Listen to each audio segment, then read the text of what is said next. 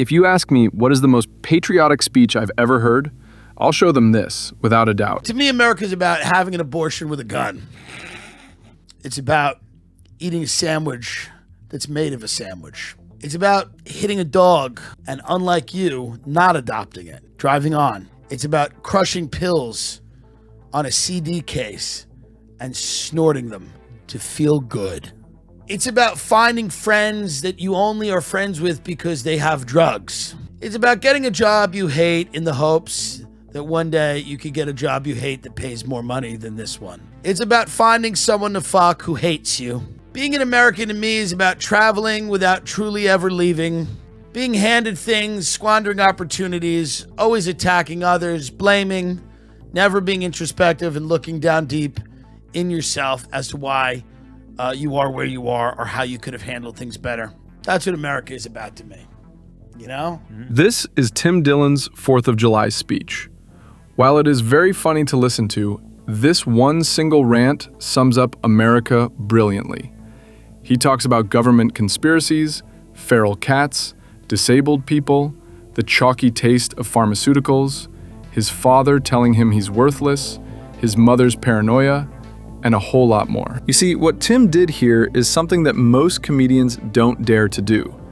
They are not comfortable going that deep, to dissect the underlying human emotions, just because of the fear of getting canceled. We have witnessed comedians getting crucified for edgy jokes before, and this mentality has bought us mediocre, bland specials that Netflix employees enjoy. Tim is different. Let me tell you why. The Tim Dillon Show averages 500,000 views per episode. He has appeared on Joe Rogan's podcast multiple times. He's made a name for himself by ripping into everyone and everything, left and right, with a kind of manic energy that sounds like a man who's given up on pretending anything makes sense anymore. But here's the thing. Tim Dillon didn't start out as a podcasting heavyweight. He came up through the New York comedy scene, which is notoriously brutal. He's been open about his rough childhood, his struggles with addiction, and the general chaos that shaped him. His comedy isn't polished, it's raw. It's the kind of humor that makes you uncomfortable before it makes you laugh. And that's exactly the point. Just assume people kind of love you, which is what a family is. A family is a bunch of people who kind of love each other.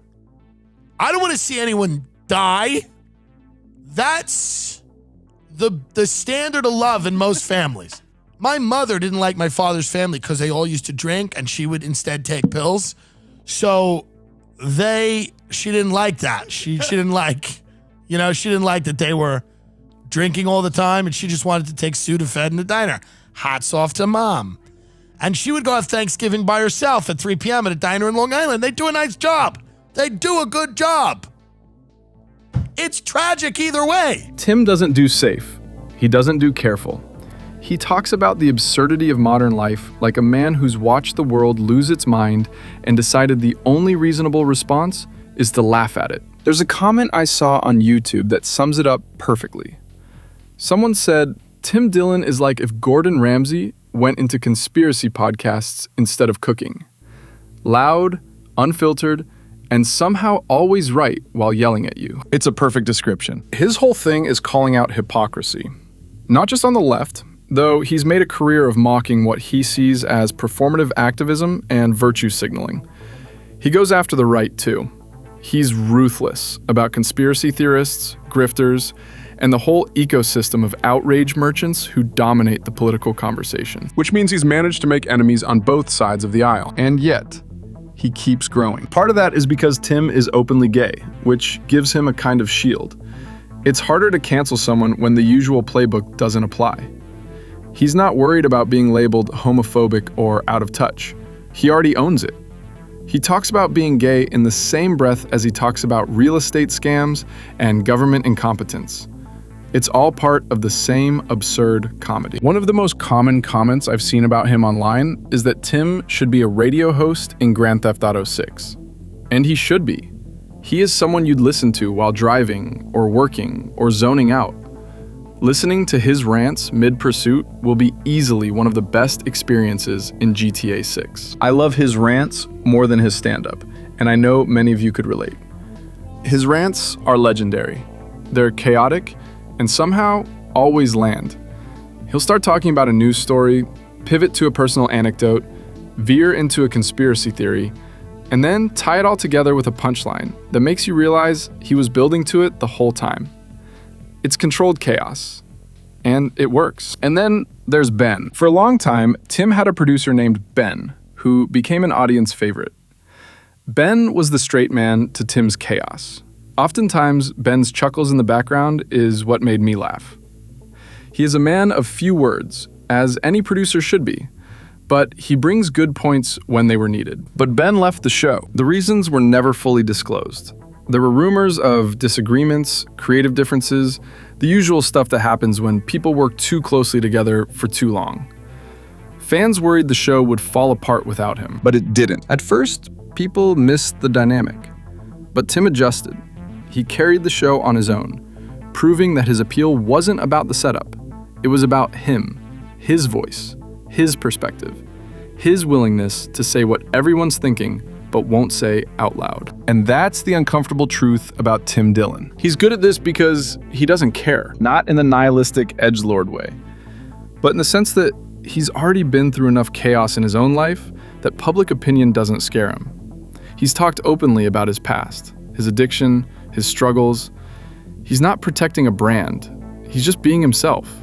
And that authenticity is what keeps people coming back. But not everyone gets it. If you scroll through the comments on his videos or on Reddit, you'll see people who are baffled. They don't understand the humor. They think he's too negative, too cynical, too much. And maybe they're right. Tim's comedy isn't for everyone.